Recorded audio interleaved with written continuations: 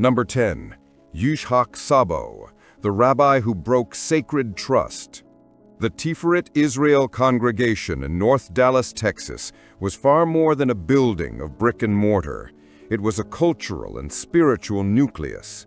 For the families who attended, it represented stability, tradition, and the continuation of their Jewish heritage.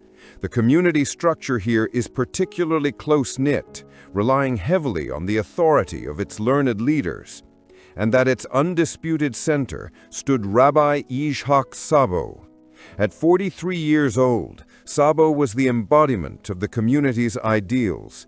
His academic credentials and mastery of Scripture lent him a gravitas that few other community figures possessed. He was a figure of towering respect, frequently cited in local media, and absolutely integral to the life cycle of countless families. He wasn't just a rabbi, he was their rabbi. His professional life gave him maximum proximity to vulnerable individuals. Sabo held the prestigious title of Director of Jewish Life at Akiba Yavne Academy. This isn't a weekend job. This is daily, intimate access to students from kindergarten through high school. He was actively shaping young, impressionable minds throughout the week, guiding them through prayer, study, and moral development. He was literally the moral compass of the youth. He led confirmation classes, he performed marriages, he comforted the grieving. He was there for life's most sacred, vulnerable moments. It was a position of supreme, unearned, and ultimately catastrophic confidence. But beneath the surface of scholarly devotion and pastoral care, a horrifying rot had set in. A secret so profound and disturbing that the very thought of it would later send tremors through the entire Jewish community across Texas. The internal investigation would later struggle to reconcile the man who taught the Torah with the man who allegedly committed these acts. The investigation began not with a public outcry, but with a quiet, careful call to the Dallas Police Department's Special Investigations Unit on the afternoon of March 27, 2025. The initial report was often described by officials as a barely whispered allegation that quickly forced a full-scale criminal inquiry. The information received was specific and chilling. Allegations of sexual abuse against an underage boy. And the most disturbing detail? The abuse was alleged to have been ongoing, spanning a period of several years, suggesting a calculated, persistent pattern. The detectives, highly experienced in the nuanced dynamics of institutional abuse, immediately recognized the playbook. The meticulous report that followed did not focus on isolated incidents. It outlined a deeply disturbing narrative, multiple incidents, a clear premeditated pattern of grooming, the strategic manipulation used by abusers to isolate a child, gain their confidence, and ensure their silence.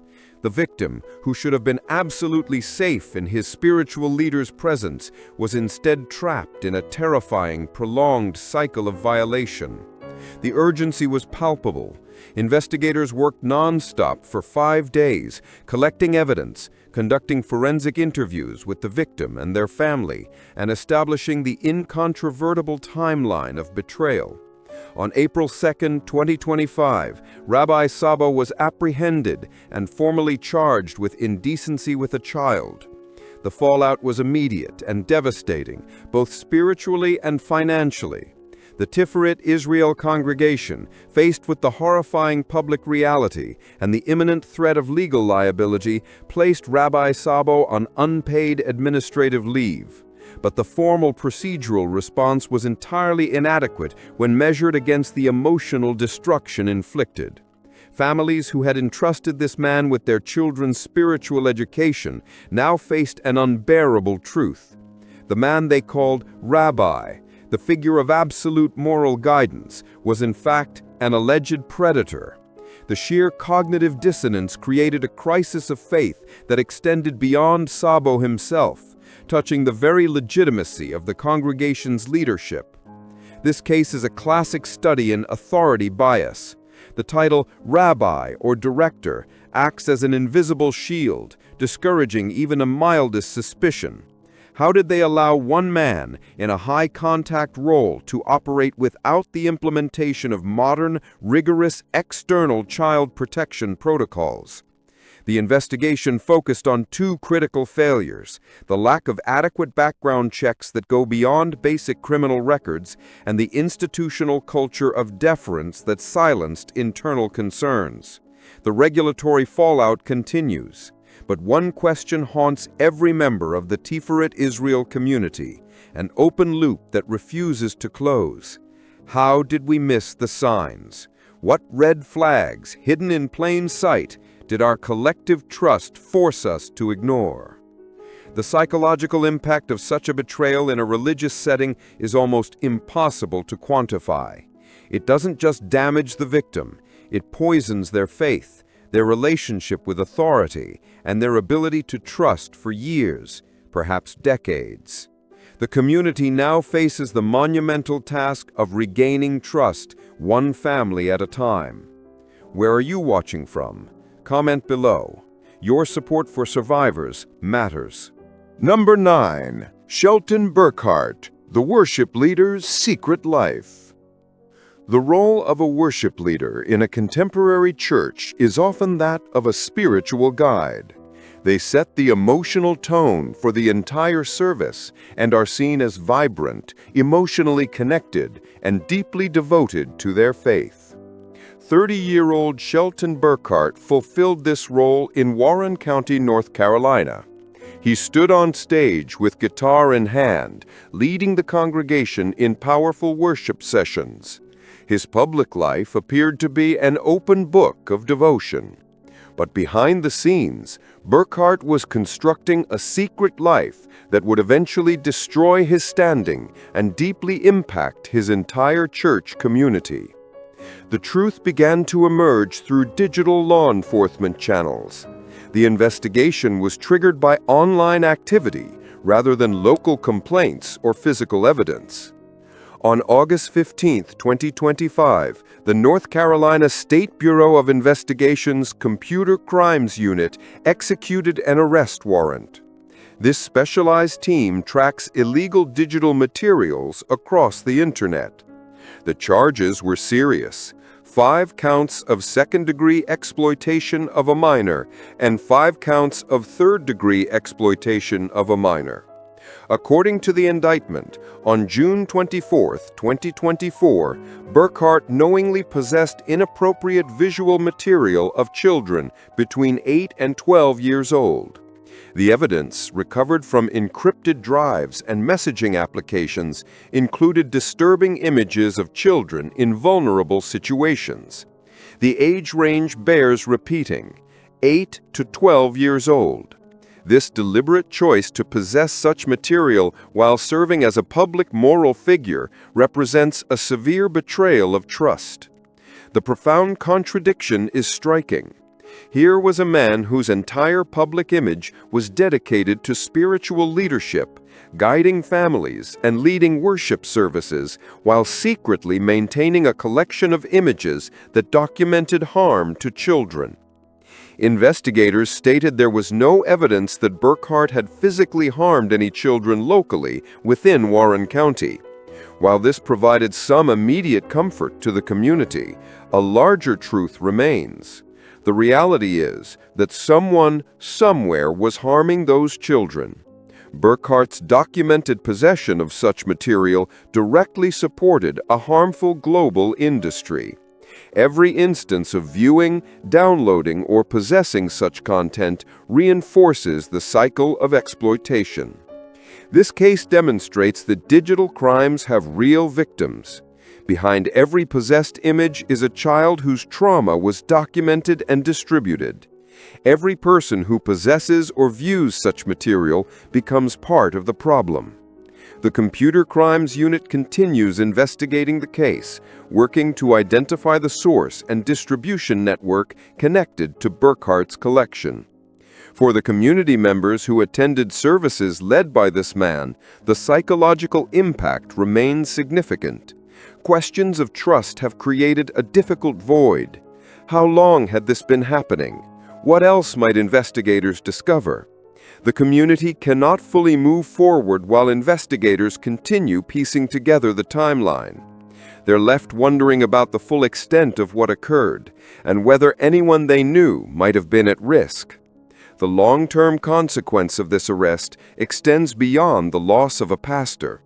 The church now faces the challenging task of rebuilding trust, knowing their foundation was compromised by someone who betrayed their position of spiritual authority. Number 8. Hipolito Gomez-Perdomo. 3 decades of hidden crimes. In the realm of institutional betrayal, the factor of time is often the predator's greatest ally. Some monsters hide for years. Others, like Hipolito Gomez-Perdomo, manage to hide for a terrifying 3 decades, the entire arc of a professional life.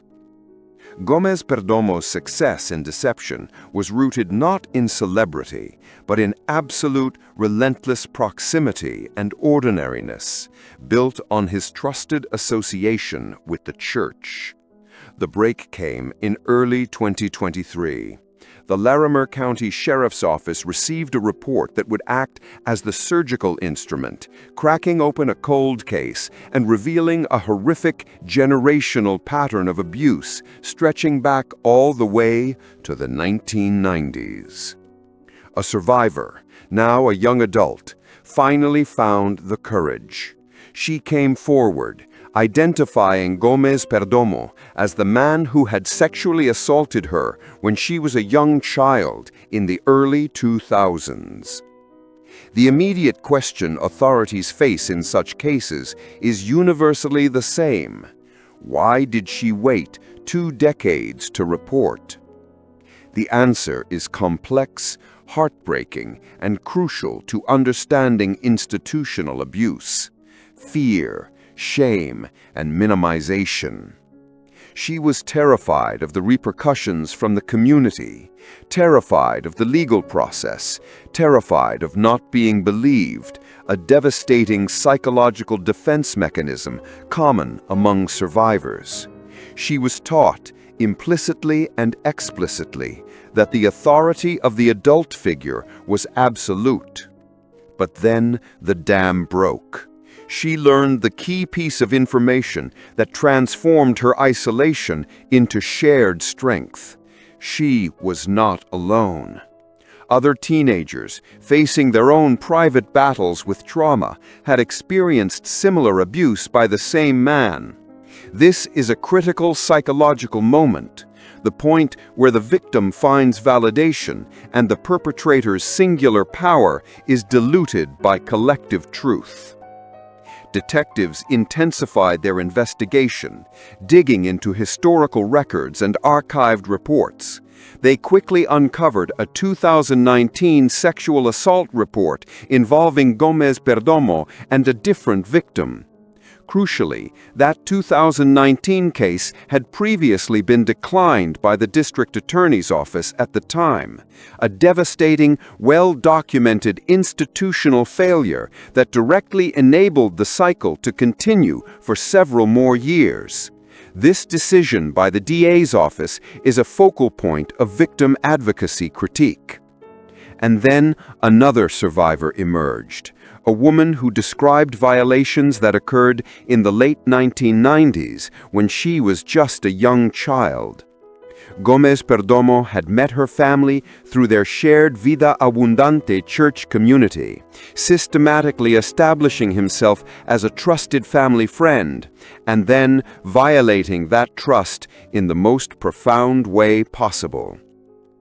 The law finally moved with decisive force. On March 11, 2024, following a lengthy criminal investigation that spanned decades of evidence and cross-state coordination, Gomez-Perdomo was formally arrested and charged with 5 counts of sexual assault on a child, position of trust. His mugshot is a chilling testament to the banality of evil. A 65-year-old man, gray hair, a seemingly kind, weathered face. He looks like anyone's grandfather. And that precisely was his most potent weapon. He did not look like the popular image of a criminal. Gomez-Perdomo was deeply involved with the Vida Abundante Church, where he officially served as a youth pastor. Following the initial 2019 allegations, the ones that were dismissed, he simply, quietly left the congregation. No public announcement, no explanation, just gone. A predator allowed to silently resign and potentially seek a new hunting ground without warning any future employers. His movements prior to the arrest are a map of potential trauma. He had also lived in Fort Morgan, Colorado, and Houston, Texas. Investigators are rightly and profoundly concerned that there may be a sprawling network of other victims, survivors who still do not know they are not alone. The geographical reach of his career is now the focus of a massive interagency information campaign. Here's the sobering statistic that underpins these stories, a fact that forces a painful reevaluation of security. 93% of child sexual assault victims know their abuser. The most common danger does not wear the mask of a stranger. It operates under the shield of intimacy and perceived safety. It comes from people with institutional access, people with long-standing trust, people who occupy positions of religious or community authority. Research also tragically shows that in a year like 2021, only 22% of sexual assaults were ever reported to law enforcement. It can take agonizing years, sometimes entire decades, for survivors to feel safe enough to come forward. The psychological burden of reporting an elder or a pastor is often too heavy to bear. Gomez-Perdomo's case stands as an undeniable, stark reminder. Time does not heal these institutional wounds. It only allows predators more time to operate, to silence their victims, and to find new targets. The system of trust failed. The victims paid the price. The open loop for the community is the relentless worry about who else might have suffered in those 3 decades of silence. Hit the subscribe button if you want to see more of this forensic breakdown. We are moving next to the Megachurch children's pastor whose violence started at home. Number 7. Kenneth McFarland, the Megachurch children's pastor. The 2819 church in Stockbridge, Georgia, operates on the scale of a corporation. It's a modern megachurch, state-of-the-art facilities, extensive programming, and a high-volume staff structure. This scale implies resources, professionalism, and ideally, rigorous internal oversight. Embedded within its extensive staff was 42-year-old Kenneth McFarland, his title, children's pastor. This role is highly visible and highly sensitive, granting him ultimate access, not just to children within the congregation, but to the implicit, complete trust of hundreds of families. Parents viewed him as a spiritual guardian. The facade cracked on November 10, 2025. Stockbridge Police Department officers arrested McFarland and swiftly booked him into Henry County Jail. The charge was second-degree cruelty to children. The church, highly sensitive to its brand and public image, acted with forced speed. In a statement posted immediately on social media, they acknowledged McFarland's arrest and the charge of a serious crime involving the physical harm of a child. The shocking revelation that immediately set this case apart was the location of the alleged crime.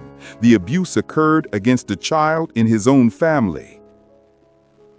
This intimate betrayal is psychologically devastating. It demonstrates that the alleged cruelty was not opportunistic, but a pattern established in the only place McFarland should have felt utterly safe from scrutiny, his own home. The church initially suspended McFarland, but the public outcry and the severity of the charge forced a rapid escalation.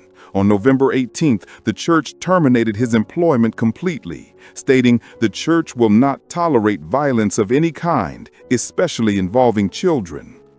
But the procedural response was immediately overshadowed by a jarring legal failure. McFarland was granted bond in the unbelievably low amount of $2,500. $2,500. This low bond valuation, the cost of a used car, allowed a man charged with physically harming a child to walk free while awaiting trial. Legal experts and victim advocates universally condemn the figure, highlighting how the justice system often fails to assign appropriate weight to crimes of physical abuse against minors. The investigation into McFarland continues, with many specific, agonizing details legally suppressed to protect the victim.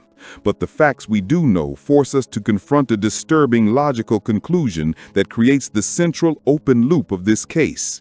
This was not fleeting rage. This was documented alleged physical abuse that occurred within the sanctuary of his own home, which raises the unavoidable, ethical, and terrifying question for the 2819 church community. If McFarland was willing to allegedly inflict physical harm upon a child in his own family, within the security of his private residence, what might he have been capable of with children outside that protected circle? Children whose parents extended their trust to him only because of his title and his position at the massive megachurch. The system is designed to grant authority to men like McFarland. They are vetted by the church, given an office, and positioned as role models. But the revelation of private violence rips away the thin veil of professional competence and exposes a fundamental, catastrophic failure in vetting and supervision. The investigation continues, but for the thousands of families who attend 2819 Church, the revelation was a profound, shaking blow. The foundational question of trust is now permanently unsettled. How well do we really know the people we trust with the absolute well-being of our children when their secret life contradicts their sacred title? We are only at number 7. The next case involves 100 counts of horror in a small, quiet American town. Don't go anywhere. You need to hit the subscribe button to follow this story to the end. Number 6. James Vincent Henry, the children's pastor's dark secret. Delight, Arkansas, a town whose name belies the horrors discovered within its boundaries. In such a small town, the church, in this case the Crossroads Assembly of God Church, is more than a spiritual center. It is the entire social core. Pastor James Vincent Henry was the familiar, comforting, and deeply trusted face of that spiritual leadership. He was the anchor of the community's moral compass. But the tranquility of Delight was shattered on a seemingly ordinary Wednesday, September 25, 2024. The threat did not come from a stranger passing through. It came from the man they all invited in. The wall of secrecy crumbled thanks to relentless digital surveillance. Specialized agents with the Arkansas State Police Internet Crimes Against Children Task Force received not one, but 2 urgent cyber tips. The tips originated from the National Center for Missing and Exploited Children, an entity that meticulously tracks and flags suspicious digital activity. Those 2 tips, generated by complex algorithms monitoring the digital ether, led directly, unequivocally, to Pastor Henry. The ensuing investigation was surgical. ICAC agents executed a search warrant, reviewing vast amounts of digital evidence. They examined information pulled from encrypted or private social media messaging applications, specifically Snapchat and Kik, platforms often favored by predators for their ephemeral nature.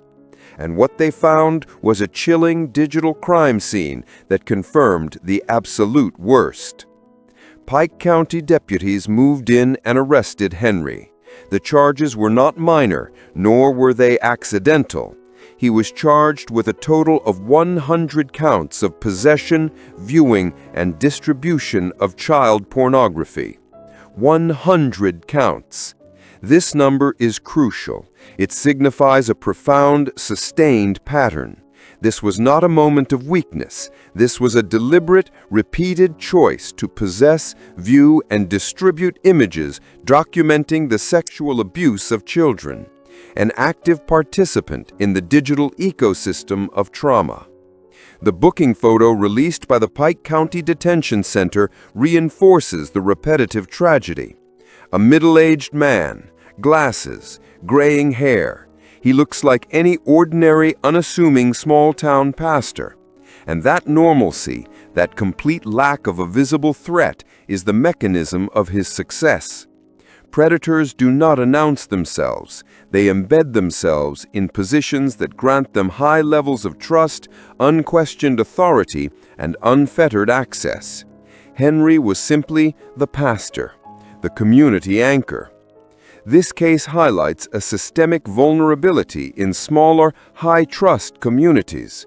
In a place like Delight, the level of suspicion applied to a pastor is virtually zero. That implicit trust is the predator's greatest resource. All the while, Henry was allegedly participating in the exploitation of children through one of the darkest, most destructive corners of the Internet, leveraging the very technology meant to connect us to perpetrate devastating crimes.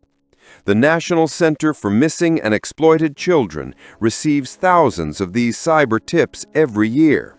Henry's case is just one data point in a vast, terrifying ocean of digital crime.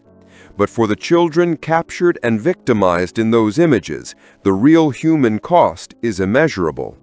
As of late 2024, the complex case against Henry continues to move through the Arkansas court system. The evidence is clear, the charges are monumentally serious, and the small, intimate community of Delight, Arkansas is left to reckon with a betrayal of trust they never, in their darkest moments, saw coming. The entire structure of the town's social life centered around that church is now fundamentally compromised. The open loop here is one of digital surveillance. How many more predators remain active, hidden behind the anonymity of the web, within other unsuspecting, tight-knit communities? The discovery of Henry forces every member of the Assembly of God community to question every face in every pulpit. If this is hitting close to home, or if you are stunned by the sheer volume of this abuse, drop a comment. Where are you watching from? Let us know you are here. We have even darker horrors to uncover. Number 5. Jonathan Elwing, the Florida Monster. The crimes of Jonathan Elwing were so horrific that they challenged the limits of law enforcement's descriptive vocabulary. This is a case of depravity on a scale rarely documented. Elwing was not a transient figure. He was a foundational leader in the Florida Baptist community. He served as a pastor at the First Baptist Church of Islamorada from late 2012 to November 2019, and then the Palmview First Baptist Church in Manatee County. This is a 12-year history of deep community integration within the Southern Baptist Network, a life built on the premise of moral authority. He counseled families. He worked intimately with children. He was a trusted, visible authority figure in 2 different counties. And yet, he was a monster. The investigation began to close in on June 20, 2024. Manatee County Sheriff's Office ICAC detectives executed the arrest. Initially, he was charged with the typical crime, possession of child pornography. But the digital trail led deeper. The investigation began with a tip that Elwing had allegedly used cryptocurrency, a complex digital asset designed for anonymity, to purchase child sexual abuse material on the dark web. This indicates a calculating criminal who actively sought to evade conventional tracking methods. When they executed the search warrant and conducted a forensic examination of his cell phone, the true depth of his crime became evident. 1 week later, on July 27, 2024, prosecutors added the horrifying charges: 2 counts of capital sexual battery, charges that carry the possibility of life imprisonment without the possibility of parole; 6 counts of production of child sexual abuse material, and 6 counts of possession. Prosecutors allege that police found proof that Elwing had sexually abused a 2-year-old infant and had meticulously recorded the entire act. 2 years old. The extreme vulnerability of the victim is the sickening measure of the perpetrator's depravity. The criminal recorded his own actions using a private password-protected photo vault application, the digital equivalent of a secret basement vault, to hide more than a dozen photos of himself committing these unspeakable acts. The images were clear. He was clearly identifiable. Manatee County Sheriff Rick Wells did not use measured legal terms during the press conference. He offered a singular, defining, undeniable label: "This is a monster." On July 10, 2025, a grand jury formally indicted Elwing on the charge of sexual battery of a child. In Florida, a person found guilty of sexually assaulting a child faces a mandatory sentence of life in prison without the possibility of parole. Lieutenant Mark Morey of the Manatee County Sheriff's Office vocalized the collective public concern, creating a terrifying open loop for the entire Florida Baptist community. Right now, the concern is, are there other potential victims given his close contact with children as a leader of the church? Elwing resigned from his position prior to his June arrest, but the timeline is suspicious. Did church leadership know something was deeply wrong? And if they did, why was the response a quiet resignation rather than an immediate call to law enforcement? This institutional silence is a repeating, tragic pattern. For the families who attended both churches over Elwing's extended 12-year tenure, the questions are unbearable. How many children did he have access to? How many families trusted him? And how many more victims might still be out there? This case is the quintessential definition of the problem. Predators actively seek and cultivate positions that grant them institutional access to children. The monster wore a pastor's collar, and no one suspected a single thing until the police knocked on his door. Number 4. Mark Anthony Vega, the Gainesville cover-up. Mark Anthony Vega held not one, but 2 intersecting positions of profound public trust. He was the highly visible head pastor at the Ignite Life Center in Gainesville, Florida, a position that demanded moral clarity. Crucially, he was also an official chaplain with the Gainesville Police Department, a role that mandated legal integrity and a duty to report.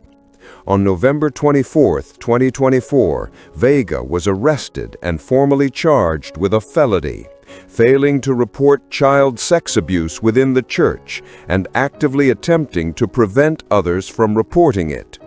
The sworn criminal complaint reveals a systematic, chilling pattern of institutional cover-up, an environment that protected the institution while allowing multiple known predators to continue operating. The institutional rot began in 2019. During a church trip, 26-year-old ministry student Gabriel Jimenez sexually assaulted another student. The victim reported the incident to church leadership. What followed was a series of closed-door meetings. Nothing was done. No police report, just a series of internal protective meetings. This failure directly enabled the next crimes. Years later, in July 2023, Jimenez was arrested for the sexual abuse of 5 children during a 2021 summer camp. The institutional cover-up of 2019 had created a secure hunting ground for years. In March 2024, Jimenez was found guilty and sentenced to prison. Justice was served, but only after the church's failure had directly allowed him to victimize 6 people. The scandal deepened. Noel Cruz, the 20-year-old son of another head pastor, also engaged in illicit relationships with a teenage victim.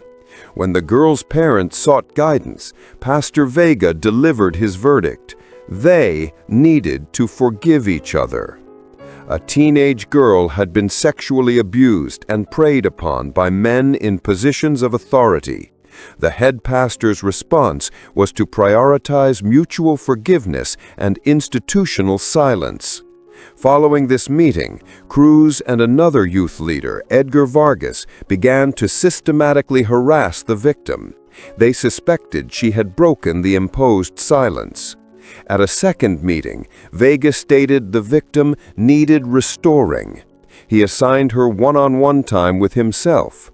But this supposed restoration process mysteriously and immediately stopped the moment Vega discovered the victim was cooperating with the Gainesville Police Department's official investigation. His interest vanished when the truth became external and legal. Vargas and Cruz were later arrested. Most of the recorded abuse occurred in an area on church property known ominously as the Furnace. The failure goes beyond passive neglect. Surveillance footage retrieved from 2021 showed Vargas, one of the abusers, deliberately climbing up to physically turn the camera away from the furnace area. Church leadership saw this footage. They reviewed the video evidence of a youth leader deliberately moving a surveillance camera to create a blind spot. And despite this clear, visible, self-incriminating action, nothing was done. The collective institutional priority was to protect the image of the church, not to protect the children in their care. Vega's trial continues, but for the victims, a measure of justice is finally, painfully, within reach. The question remains, how many other cases like this currently exist where victims never got the courage to speak up against the immense power of institutional authority? Number 3. Juan Barrios, the Palmetto pastor's secret vault. The Riverside Police Department received a phone call in late May 2024 that began the long process of unraveling years of abuse. The caller was a young adult man. His story was devastating in its intimacy. He had been sexually abused beginning when he was just 9 years old. The perpetrator was his church pastor, Juan Barrios, 51 years old. A man his family had trusted so completely, so totally, that they had taken the extraordinary step of living in his home.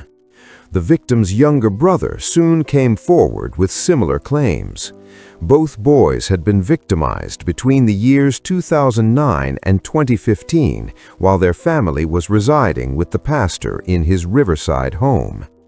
After a thorough investigation by the Riverside Police Department's specialized sexual assault child abuse unit, investigators arrested Barrios on Sunday, September 8, 2024. He was released on a staggering $500,000 bail. That high number is a judicial acknowledgement of the profound severity and potential flight risk, yet the perpetrator was walking free, awaiting his day in court. His mugshot is a chilling picture of the banality of evil. He looks like anyone you might pass on the street, and that normalcy, that cloak of assumed piety, is exactly what allowed him to operate undetected for years. These were not random, opportunistic attacks. These were acts of betrayal against children whose family had placed their ultimate sacred trust in him, so much so that they shared their living space. Barrios's case dramatically highlights the recurring pattern. Predators actively seek positions of maximum trust and authority. They build deep familial relationships with families. They establish themselves as utterly safe figures, and then they exploit that hard-earned, misplaced trust to secure access to victims. The terrifying open questions remain. How many other families did Barrios counsel over his years in ministry? How many other children passed through his sphere of influence? And how many more victims might still be out there? It took the brothers years to break the silence, years of wondering if anyone would believe their story over the word of a respected man of the cloth. But they spoke up anyway, and in doing so, they may have unknowingly protected countless other children from suffering the same devastating fate. Their courage is the final essential check against institutional evil. Hit that subscribe button if you're still watching. We are reaching the climax, and the next two cases involve decades of grooming and the downfall of a megachurch empire. Number 2. Thomas Pinkerton Jr., the youth pastor who groomed for decades. The grooming in this case was systematic and hidden behind religious teachings. He told the teenage boys in his youth group that it was normal for a pastor to kiss boys on the lips. His justification? He explained that this was how Jesus greeted his disciples. Pastor Tommy, as the youth knew him, was charismatic and engaging. He ran the youth ministry at Central Christian Church and Assemblies of God congregation in Baltimore County, Maryland. For years, he used his position, his charm, and his twisted interpretation of Scripture to groom and abuse teenage boys. Thomas Pinkerton Jr., now 52 years old, is being held without bond following accusations that he abused 6 teens from 2006 to 2010. He was extradited from Georgia to Maryland in August 2025 to face 24 felony and misdemeanor counts. According to the warrant, the alleged abuse included inappropriate touching, kissing, and other inappropriate acts involving 6 teenagers who ranged in age from 13 to 19. Pinkerton's technique involved sophisticated psychological manipulation. He normalized inappropriate physical contact and emotional boundary violations by wrapping them in religious language. He made it seem not just acceptable, but spiritually meaningful. The teenagers struggled with internal conflict. Were they being abused, or were they experiencing something spiritually significant? This confusion became one of his most effective tools of control. Authorities in both Maryland and Georgia worked together on the arrest. The Forsyth County Sheriff's Office in Georgia arrested Pinkerton during a routine traffic stop in July, which led to his extradition. Pinkerton's arrest comes at a difficult time for the Assemblies of God, a large denomination that has faced criticism for its historical approach to handling abuse reports. Critics point to a system that often appears to prioritize protecting the institution's reputation over ensuring immediate safety and justice for victims, a system that allegedly allows predators to quietly move from church to church without a centralized accountability system. Pinkerton's professional timeline follows this tragic pattern. When he left Central Christian Church, there is no indication that he was officially restricted or flagged. He simply moved on. Meanwhile, the survivors carried their trauma for years. Many are only now coming forward as adults, finding the strength to speak. The trial continues, but one thing is clear. This case represents a serious systemic failure to protect children within a major religious institution. When faith communities prioritize image over protection, children suffer the consequences. Number 1. The megachurch founder's 4-decade secret. Robert Morris, Gateway Church, Texas. The sanctuary of Gateway Church in Southlake, Texas, could hold over 35,000 worshipers across multiple campuses. It was one of the largest megachurches in America.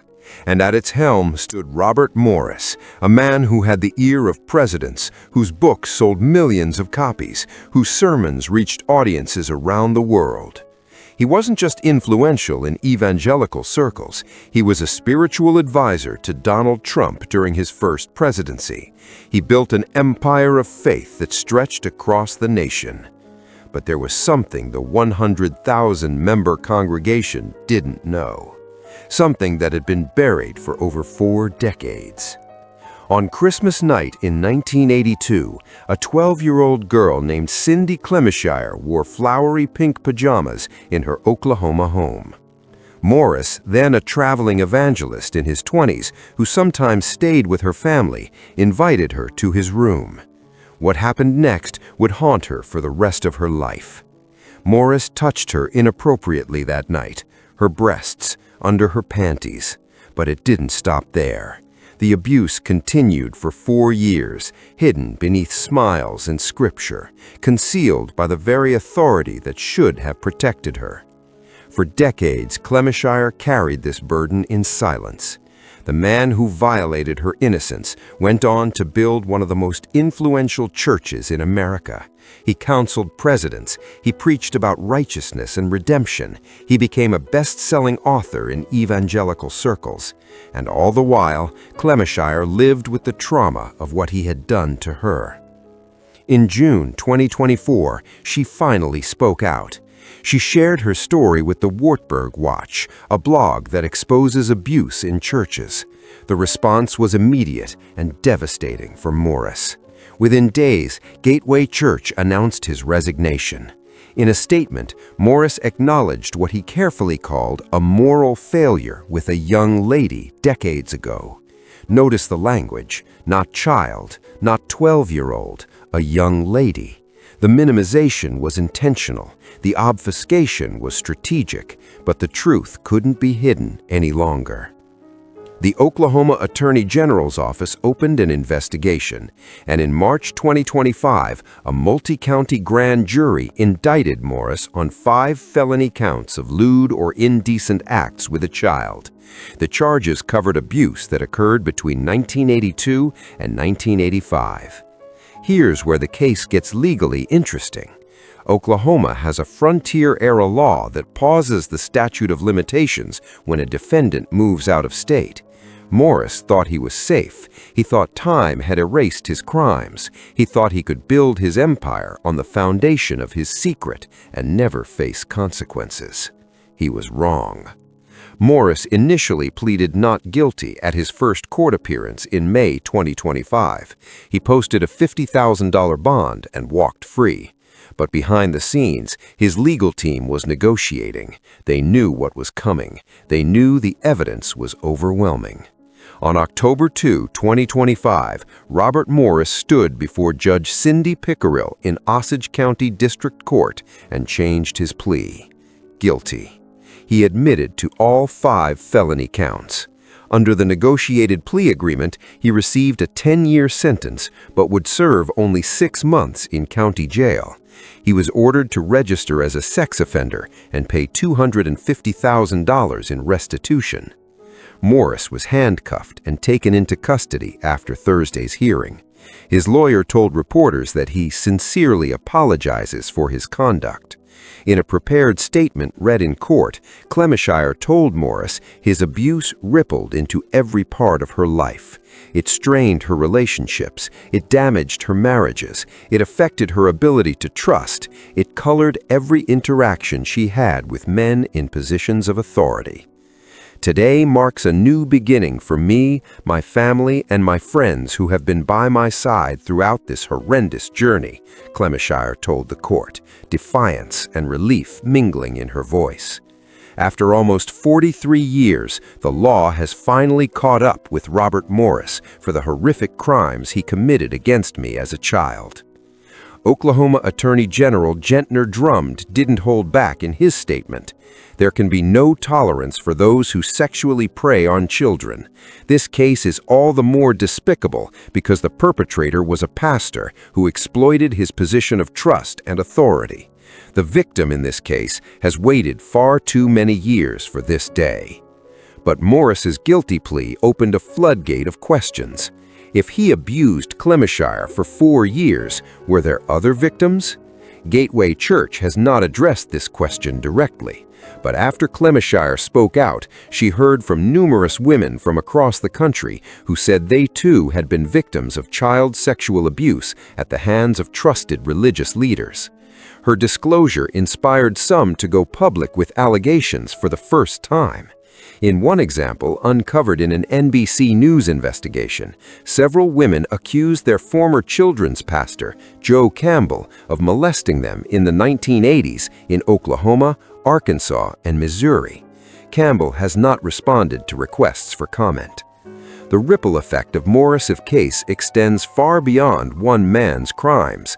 It sparked conversations about accountability, about institutional cover-ups, about the systems that allow predators to operate undetected for decades.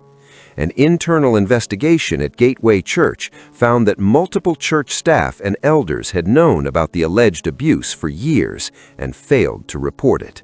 Think about that. Church leadership knew. They knew Morris had sexually abused a child, and they did nothing. They allowed him to continue preaching. They allowed him to maintain his position of authority. They allowed him to counsel families, to work with children's ministries, to build his empire, because protecting the institution was more important than protecting children.